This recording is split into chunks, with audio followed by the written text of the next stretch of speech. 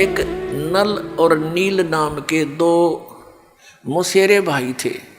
दोनों कुछ असाध्य रोग से ग्रस्त थे।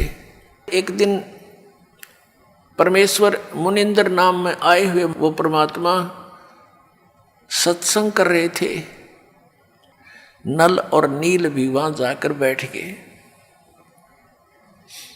सत्संग सुना। जो ही वो जब परमात्मा के पास आए, आशीर्वाद और दीक्षा तो कहते बाद में देखेंगे, पहले प्रणाम कर लेते हैं। तो जो ही वो प्रणाम करने आए परमात्मा के पास, उन दोनों के सिर पे आशीर्वाद भरा हाथ रखा। दोनों स्वस्थ हो गए। एक दूसरे को देख रहे हैं कि हम ये क्या हो गया, जैसे शरीर से 100 मन वजन उठा दिया हो। दोनों चरणों में गिर गए, फूट फूट कर रोते रहे। कहने लगे महाराज मैं उपदेश दे दो, हम आपके दास है। दोनों को दीक्षा दे दी, भक्ति करो बेटा, ये मंत्र जाप करो। करते रहे। उस दिन से वो बहुत सत्संग में सेवा करने लगे। बूढ़े बुजुर्गों के कपड़े, रोगियों के, अपाहिजों के कपड़े ले जावें, लाओ जी मैं धो लाऊंगा। उनके कपड़े धोवें, बर्तन साफ करें, उनको आराम से बैठावें, नवावें। यानी इस तरह वो सेवा करने लगे, जो परमात्मा मुनिंद्र जी के आश्रम में जो आया करते थे। लेकिन वो फिर भी एक सीधे साधे थे, भोले से दिमाग के थे। वो क्या करते, सत्संग में जो चर्चा होती, ज्ञान सुनते भगवान के मुख से, तो कपड़े धोने जाते या बर्तन साफ करने जाते। दरिया के किनारे सत्संग होया करते थे, आश्रम होते थे ऋषियों के। तो वो क्या करते, दरिया के जल में किनारे पर कपड़ों को पानी में भिगो देते कि कुछ देर इनका मैल गल जावे, फिर धोएंगे। इसी प्रकार बर्तनों को, और बैठ के किनारे पर वृक्ष के नीचे सत्संग सुनी हुई बातों पर दोनों चर्चा करते थे। तो ऐसे जब वो बातें कर रहे होते हैं तो एक आधा कपड़ा उस झालों में बह जाता था, उनको पता नहीं लगता। जब वो जाकर धोकर सुखा देते उनके कपड़े, तो वो फिर उठाते अपने अपने कपड़े। कोई कहता जी मेरा तो धोती नहीं मिली, कोई कहता मेरा कुर्ता गुम हो गया। वो कहते भाई हम तो जितने ले गए थे उतने ले आए हैं, हमें तो मालूम नहीं। इसी प्रकार बर्तनों में भी कोई एक आध बर्तन, किसी की गिलास, किसी की थाली प्रतिदिन गुम हो जाती थी।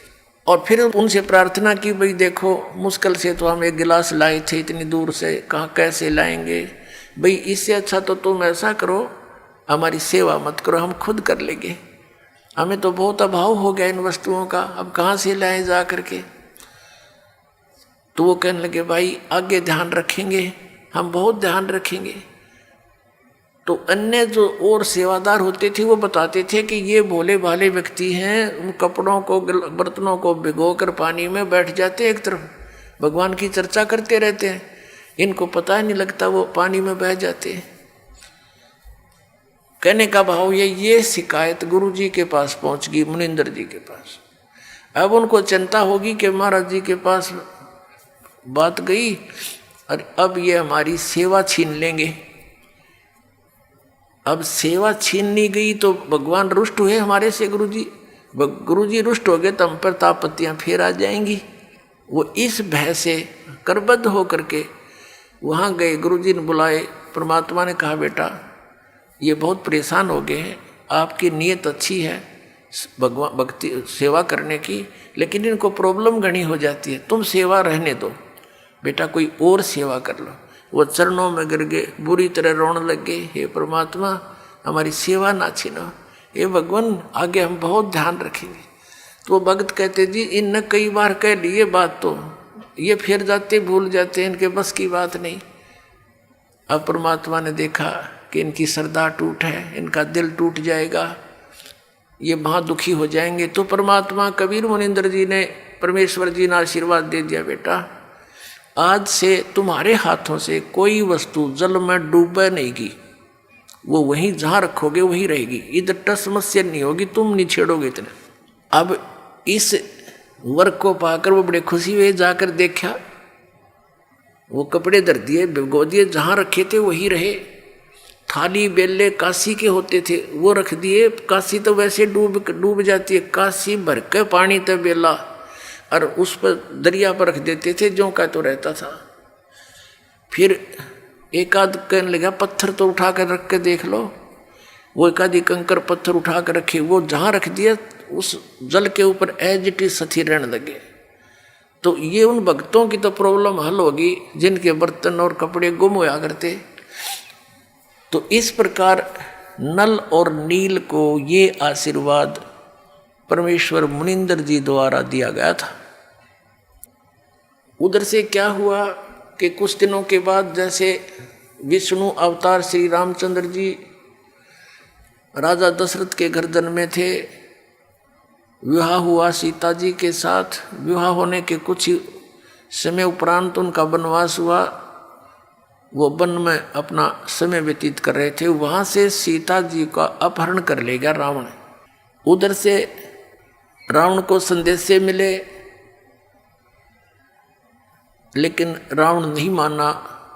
श्री रामचंद्र जी के संदेशवाहक दूत वहाँ गए, श्री अंगद जी, श्री हनुमान जी आदि आदि, लेकिन वो नहीं माना।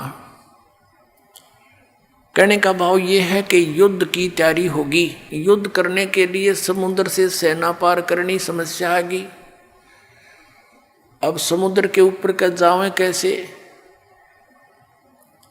तो कहते हैं उनके इतिहास में लिखा है जीवनी में कि 3 दिन तक श्री रामचंद्र जी ने घुटनों जल में खड़ा होकर समुद्र के अंदर और प्रार्थना की थी कि हे जल्दी हे समुद्र राज मुझे रास्ता दे दे, मैं बहुत आपत्ति में हूँ। मेरी पत्नी को ऐसे ऐसे रावण ने उठा लिया है, सेना पार करनी है, उस राक्षस को मारना है और उस देवी को छुड़वाना है। लेकिन समुद्र नहीं माना।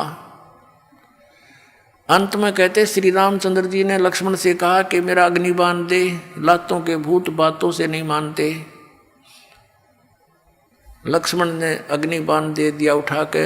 रामचंद्र जी ने ज्यों ही वो बाण साधा समुद्र को फूकने के लिए, उसमें लपटें निकलने लगी। उसी समय एक ब्राह्मण रूप बना के समुद्र प्रकट हो गया और कहा भगवान यदि आप मुझे जला भी दोगे, आप फिर भी नहीं जा सकते, खंडर हो जाएगा, इसमें जाओगे क्यों कर?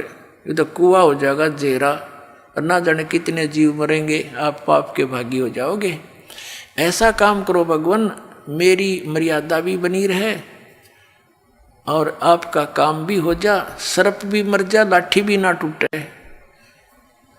तो श्री रामचंद्र जी ने कहा वो बता क्या उपाय है फिर? कि आपकी सेना में नल और नील नाम के 2 सैनिक आपके भक्त हैं। क्योंकि उस समय आसपास के सारे ही भगत सारे इकट्ठे हो गए थे रामचंद्र जी के गेला। भाई इस आपत्ति आ गई और एक निकम्मा आदमी उसकी पत्नी ठा ले गया।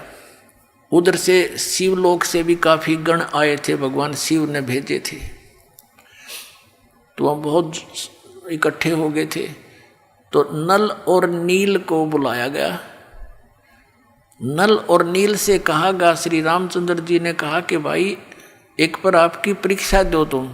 समुद्र ने यह बताया कि इनके गुरु जी के द्वारा दिया हुआ आशीर्वाद है इनका, और उनके आशीर्वाद से मेरे ऊपर ये पत्थर कोई भी वस्तु रखते हैं वो डूबती नहीं, वहाँ से टस से मसनी होगी वहीं रहेगी, तो मेरे ऊपर वजन नहीं बनेगा इसका। अब भगवान श्री रामचंद्र जी ने कहा भी एक बार ट्राई दिखाओ तुम। देखो हम ऐसे मार खाते हैं, पहले तो नल और नील 100 शुक्र मनाया करते अपने मुनिंद्र भगवान के, और उस दिन वो आंडी पाक गए। अभिमान हो गया उनको कि यदि आज हम गुरु जी को याद करेंगे, जंतर मंत्र प्रणाम करते हैं जैसे याद करने के लिए, तो ये नो सोचेंगे उपस्थित जन ये कहीं और से शक्ति प्राप्त करते हैं, इनके अंदर कोई पावर नहीं। अब उन्होंने दोनों ने फटाफट उठाया एक एक पत्थर और रख दिया समुद्र पर, डूब गया। उनको भी अचंबा हुआ, उन्हें फिर दूसरा उठाया वो भी डूब गया, तीसरा रखा वो भी डूब गया। अब एक दूसरे के मुंह की तरफ देख रहे हैं और श्री रामचंद्र जी कहने लगे समुद्र से, वो जो ब्राह्मण रूप में उपस्थित था, मानो ये कहना चाह रहे हैं कि तू झूठ बोल रहा था, तो ब्राह्मण रूप में उपस्थित समुद्र ने कहा कि भगवान आज इनने कोई गलती कर दी, क्यों भाई तुमने अपने गुरुजी को याद नहीं किया आज दिखा है, ये अभिमान में आ गए इसलिए इनके हाथ से वो पावर चली गई दिखा है। वो तो अपना एस्टीमेट बतावा था और वह सचमुच ऐसा ही हो गया था।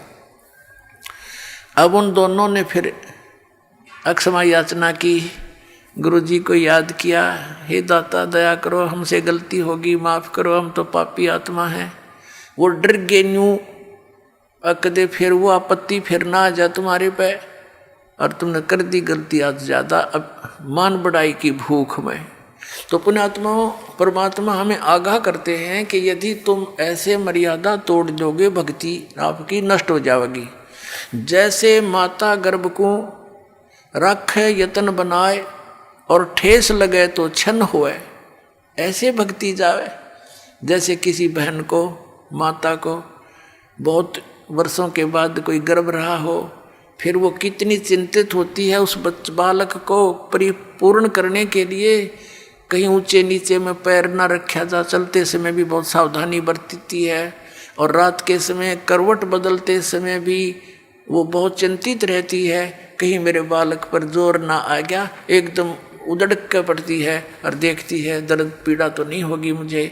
तो कहते हैं जैसे माता गर्भ को रखे यतन बना और ठेस लगे तो क्षीण होए, तेरी ऐसे भक्ति नसावे, तो उनकी भक्ति नसगी खत्म होगी।